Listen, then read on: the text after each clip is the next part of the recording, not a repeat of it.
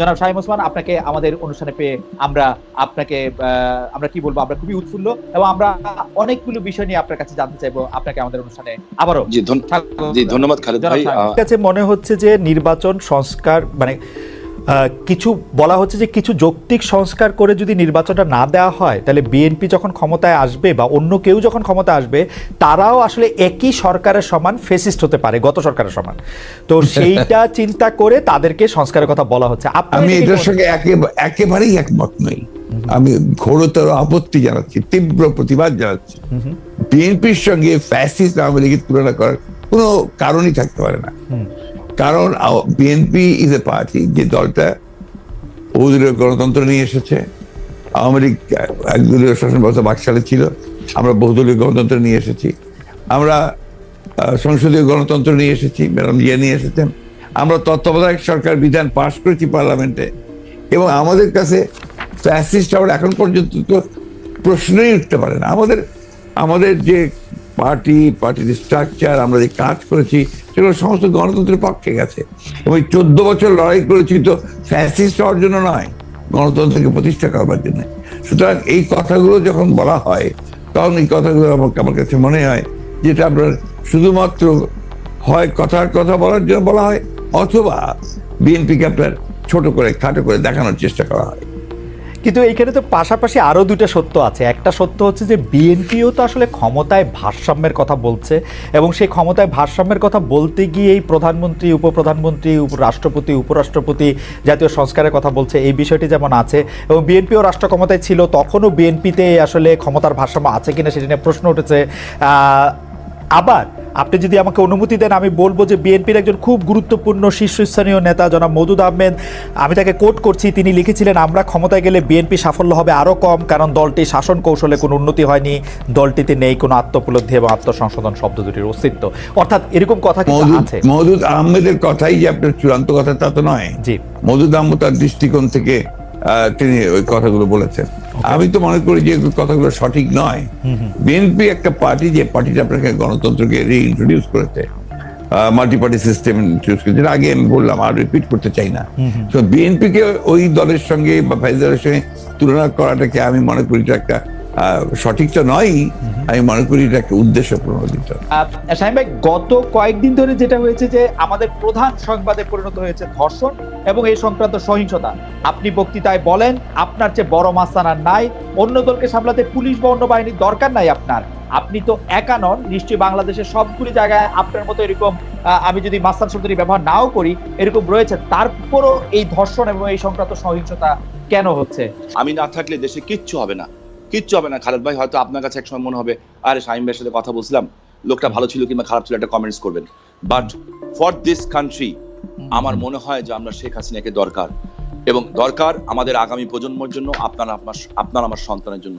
বঙ্গবন্ধুকে হারিয়ে আমরা অনেক পিছিয়ে গেছি, এখন ওনাকে দরকার। আমি বলতে চাচ্ছি যে একজন সাধারণ মানুষ হিসাবে, একজন কন্যার বাবা হিসাবে, একজন মায়ের সন্তান হিসাবে, একজন স্ত্রীর স্বামী হিসাবে, একজন বোনের ভাই হিসাবে, এবং আমি মনে করি আমি আর আপনার অনুভূতির মধ্যে এখানে কোনো পার্থক্য নাই, যারা আমরা মনুষ্যত্ব নিয়ে চলি। আপনি আপনার জায়গা থেকে মনুষ্যত্ব নিয়ে আজকে এই ব্যাপারে লড়াই করছেন, কথা বলছেন, আমি আমার জায়গা থেকে মনুষ্যত্ব নিয়ে এই জায়গায় লড়াই করছি। আর সেই মনুষ্যত্ব থেকে একজন পুরুষ হিসাবে আমি প্রথমেই ক্ষমা চেয়ে নিচ্ছি সারা পৃথিবীতে, এবং বিশেষ করে বাংলাদেশে যারা ধর্ষিত হয়েছেন এই পুরুষ সমাজ দ্বারা এবং নিগৃহীত হয়েছেন।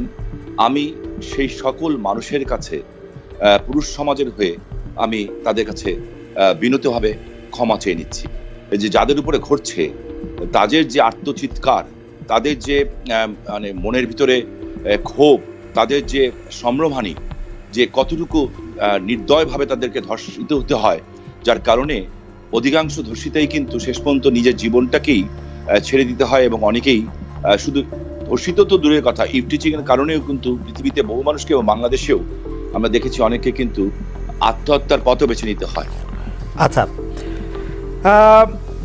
আরেকটি ব্যাপার, সেটি হচ্ছে আমার আগেকার প্রশ্নের সাথে সম্পর্কিত, যে গণ অভ্যুত্থানের মুখে শেখ হাসিনার দেশ ছেড়ে পলায়ন, আওয়ামী লীগের নিষ্ক্রিয়তা, এক ধরনের মানে আওয়ামী লীগ দেশের রাজনৈতিক প্রেক্ষাপট থেকে বাদ হয়ে গেছে, কেউ কেউ আমাদের মিডিয়ার ভাষায় কেউ কেউ বলছেন যে একটা -1 হয়ে গেছে। অন্তর্বর্তী সরকারকে নিয়ে কোনো -2 সংখ্যা কি আছে? কেন এই প্রশ্নটি উঠছে সেটিও আমি বলি, যেটা কিছুটা আপনি আগেই প্রশ্ন করেছেন যে আওয়ামী লীগ আমলে কিন্তু আমরা দেখেছিলাম যে বেগম খালেদা জিয়ার চিকিৎসার জন্য বারবার বলা হচ্ছিল, কিন্তু 3.5 মাস পরেও বেগম জিয়া এখনও দেশে আছেন, তারেক রহমান সাহেব এখনও দেশে ফিরেন নাই। তো এইটার ক্ষেত্রে কি -2 কোনো আশঙ্কা আপনাদের মধ্যে রয়েছে কিনা অন্তর্বর্তী সরকারকে নিয়ে? এই -2 তো এসেছিল আপনার 111-এ, এখন আপনার এই -2 কোনো সমস্যা নেই। কারণ হচ্ছে যে আমরা আগেই বলেছি, আমি গতকাল একটা ইন্টারভিউতে বলেছি যে বিএনপিকে এখন আর কেউ মাইনাস করতে পারবে না, এগুলো এক। 2 নম্বর হচ্ছে আওয়ামী লীগ যদি নিজেরা মাইনাস হয়ে গিয়ে থাকে তো সেটা তো আওয়ামী লীগ হয়েছে, কারণ সে দেশেই নাই, তার নেত্রী পালিয়ে গেছে। সুতরাং আপনার এই জায়গাতে তো তারা নিজেরাই চলে গেছে। এখানে একটা জিনিস আমাদের সবসময় মনে রাখতে হবে যে রাজনৈতিক দলটি পলিটিক্যালি ব্যাংক্রাফট হয়ে যায়। আওয়ামী লীগ এখন আসলে পলিটিক্যালি ব্যাংক্রাফট একটা রাজনৈতিক দল। আমি আগে থেকে বলতাম কথাটা আর কি। তার কোনো রাজনীতি নেই, সে ক্ষমতাকে এমন ভাবে ব্যবহার করেছে তাদের ব্যক্তিগত স্বার্থে, শুধু দলীয় স্বার্থে না, প্রত্যেকের ব্যক্তিগত স্বার্থে। They have minted money like anything. দেশকে তারা একেবারে ফোকলা করে দিয়েছে এবং সেই দেশকে ফোকলা করে দিয়ে পালিয়ে গেছে, এবং এটা জনরোষে পালিয়েছে। নর্থদের যে কোনো মিলিটারি কু বা কিছু হয়েছে, পিপলস রেট, জনরোষ, সেই রোষে তাকে পালিয়ে জীবন বাঁচাতে পালিয়ে যেতে বাধ্য হয়েছে। এই বিষয়গুলো আমাদের মাথায় রাখতে হবে। আমরা কোনো মতেই যেন চেষ্টা না করি যে এটাকে কোনো মতে খাটো করা। The fascist Awami League regime এতে বাধ্য হয়েছে দেশ থেকে পালিয়ে যেতে জনরোষে। ওকে, গত 15 বছরে আওয়ামী লীগের শাসনকে যে ফেসিবাদী বলা হচ্ছে এবং তার যে পালিয়ে যাওয়াটা, যেটি আসলে আপনি এখন বর্ণনাও করলেন, দুর্নীতি, তারপরে নানা ধরনের নানা কারণে, কিন্তু তার পেছনে আপনাদের আমলে যে 20 বছর আগে 21 আগস্টে গ্রেনেড হামলা, বিচারকদের বয়স বাড়িয়ে তত্ত্বাবধায়ক সরকারকে প্রশ্নবিদ্ধ করার মাধ্যমে শেখ হাসিনাকে কর্তৃত্ববাদী শাসনের দিকে নিয়ে যাওয়া, এ নিয়েও আসলে নানা ধরনের আলোচনা আছে। এই দুটি ঘটনা যদি হাইন্ডসাইট আপনি একটু দেখেন, যে মানে যেগুলি হচ্ছে ক্রাইমের ঘটনা, অর্থাৎ হচ্ছে 21 আগস্টের গ্রেনেড হামলা, 10 ট্রাক অস্ত্র, আবার অন্যদিকে তত্ত্বাবধায়ক সরকার ব্যবস্থাটাকে একটা এরকম জায়গায় নিয়ে যাওয়া, এই দুটিকে আপনি আপনার মূল্যায়ন আমরা একটু শুনতে চাই। যে দুটি আপনার 21 আগস্টের যে ঘটনা, এই ঘটনার সঙ্গে বিএনপিকে জড়িত করা এবং বিশেষ করে তারেক রহমান সাহেবকে জড়িত করা, এটা পুরোপুরি ভাবেই রাজনৈতিক উদ্দেশ্য প্রণোদিত।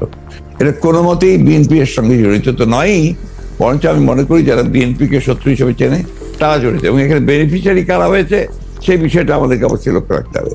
21 আগস্টের মামলায় who was the beneficiary? Beneficiary was Awami League. কারণ বিএনপি ক্ষমতায় থেকে সে এমন কোনো ঘটনা ঘটাবে কেন যে ঘটনাটা তার বিপক্ষে যাবে? এটা গেল 1 নম্বর। আর আপনি যে প্রসিডিংস গুলো দেখেন সমস্ত, আপনি তো একসময় বিচার বিভাগের মানুষ ছিলেন, দেখবেন যে তারেক সাহেবকে এখানে জড়িত করা হয়েছে 4টা আপনার আইও চেঞ্জ করার পরে। সর্বশেষ যে আইও নিয়ে আসা হয়েছে সে হচ্ছে আওয়ামী লীগ দলীয় ভুক্ত কাহার এখন যে আপনার নিজে থেকেই তাদের নির্দেশে সে এই চার্জশিটটা করেছে, যেটা কোনো সম্পর্ক নেই। অন্যদিকে যে আপনার মূল আসামি ছিল, ভদ্রলোকের নাম আমি বলে যাচ্ছি, মৌলানা মুফতি মোহাম্মদ, তিনি তাকে দিয়ে 164 দিন তাকে টর্চার করে তাকে দিয়ে একটা আপনার স্টেটমেন্ট করিয়ে নিয়েছিল। পরে দেখা গেছে যে উনি নিজেই সেটাকে আবার ভোগ করেছেন, বলেছেন যে এটা আমার কাছে আমাকে টর্চার করে নেওয়া হয়েছে। এবং দেখেন কিভাবে কি মারাত্মক ঘটনা, কোথায় চলে গিয়েছিল সবকিছু। এবং he was hang before the trial was complete. তো যে প্রধান আসামি তাকে আপনি আগেই অন্য একটা মামলাতে জুড়িয়ে দিলেন যাতে আসল সত্যটা বেরিয়ে নিয়ে আসে। তো এই কথাগুলো কিন্তু কেউ আপনার ইনভেস্টিগেটিভ জার্নালিজম করে না, যার ফলে এই বিষয়গুলো আসে। আপনারা পলিটিক্যালি জিনিসটাকে নিয়ে চেষ্টা করেন, ওটা দিলে why did you go deep into it? আমি বলি, শেষ করি প্লিজ। জি প্লিজ ইনভেস্টিগেটিভ জার্নালিজমটা সিরিয়াসলি করেন এবং এটাকে ফাইন্ড আউট করেন যেটা আসলে ব্যাপারটা কি ছিল। সেটা করছেন না, করছেন যে বিএনপি কিন্তু সব করার জন্য করছেন।